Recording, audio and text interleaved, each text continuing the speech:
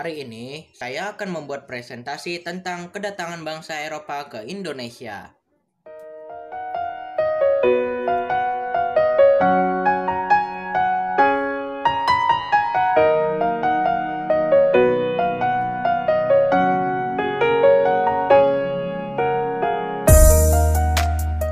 Penjelajahan samudera yang dilakukan oleh bangsa Eropa bukan tanpa sebab. Bangsa Eropa melakukan penjelajahan samudera untuk menemukan dunia baru. Tak hanya itu, tetapi juga ingin menguasai untuk memperoleh keuntungan ekonomi dan politik.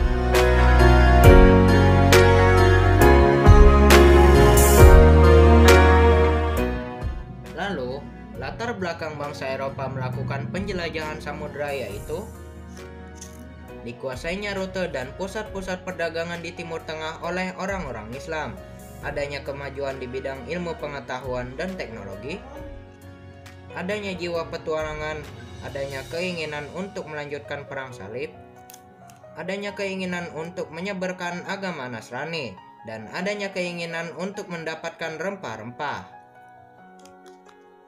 Adapun faktor pendorong bangsa Eropa melakukan penjelajahan samudera: jatuhnya Konstantinopel ke tangan Turki Utsmani Islam akibat perang salib, misi 3G, Gold, Gospel, dan Glory, penemuan peralatan seperti kompas, peta, persenjataan, dan mesin, misi balas dendam, iptek kemaritiman seperti kapal uap, Ordonic Depardenon, Imago Mundi tentang kisah perjalanan Marco Polo, dan teori heliosentris.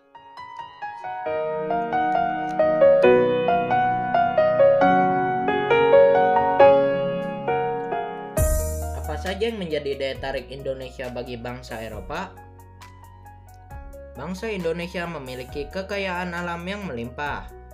Indonesia merupakan jalur perdagangan dunia dan jalur utama perdagangan laut. Keanekaragaman suku budaya, flora, dan fauna.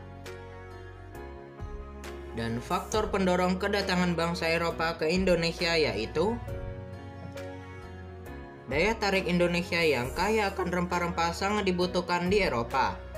3G, yaitu Gold, Gospel, dan Glory, dan revolusi industri.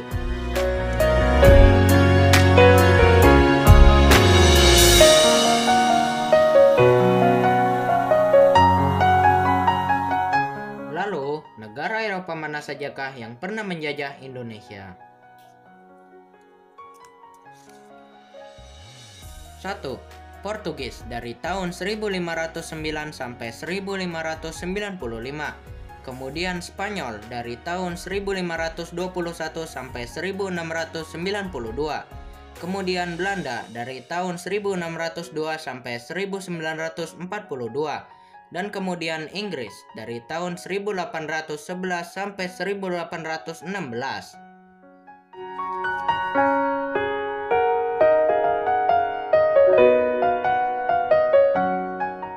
Selanjutnya, kedatangan bangsa Belanda ke Indonesia. Belanda adalah negara yang paling lama menjajah Indonesia, mulai dari tahun 1596 sampai 1942. Pada tahun 1596, seorang pelaut Belanda bernama Cornelis de Houtman memimpin ekspedisi pertama di Indonesia dan tiba di pelabuhan Banten melalui Selat Sunda. Pada awal kedatangannya diterima dengan baik oleh rakyat Indonesia. Hubungan perdagangan kemudian berubah menjadi hubungan penguasaan atau penjajahan. Pada tanggal 20 Maret tahun 1602, Belanda mendirikan kongsi dagang bernama VOC dengan tujuan sebagai berikut. 1. Menghilangkan persaingan yang merugikan para pedagang Belanda. 2. Menyatukan tenaga untuk menghadapi persaingan dengan bangsa Portugis dan pedagang-pedagang lainnya di Indonesia. Dan yang ketiga, mencari keuntungan sebesar-besarnya untuk membiayai perang melawan Spanyol. Untuk melaksanakan kekuasaannya di Indonesia, maka diangkatlah Gubernur Jenderal VOC antara lain sebagai berikut. Peter Booth, yaitu Gubernur Jenderal VOC pertama yang memerintah antara tahun 1610 sampai 1619.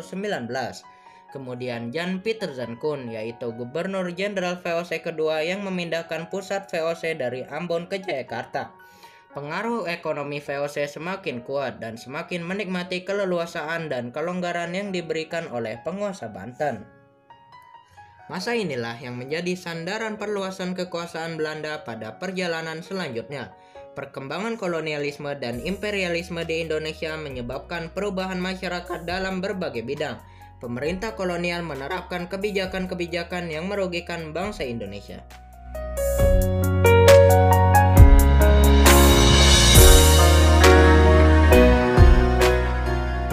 Kebijakan pemerintah kolonial Belanda antara lain: monopoli dalam perdagangan, sistem tanam paksa, dan yang terakhir kebijakan kerja paksa.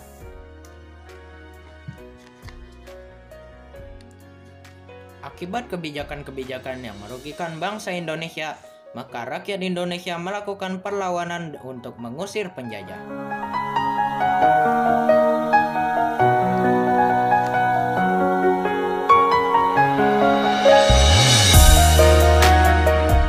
Sekian dan terima kasih. Wassalamualaikum warahmatullahi wabarakatuh.